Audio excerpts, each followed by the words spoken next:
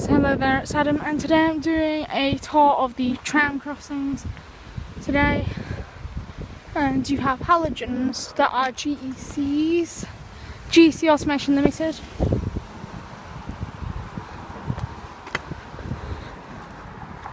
And it's got a green arrow on it, on all of them. They're GECs.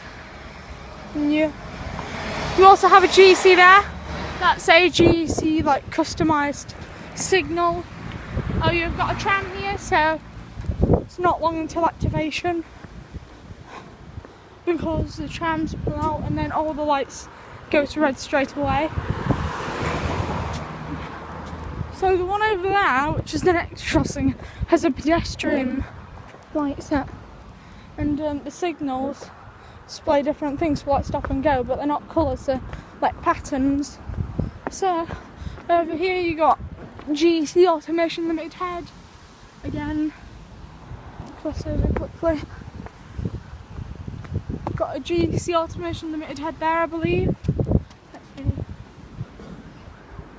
Yep, GEC Automation Limited, and here you have one with the fluorescence showing. So yeah, my granddad was right about having fluorescence in the arrow. So then this is a GEC Automation Limited, and I am going to get a photo of that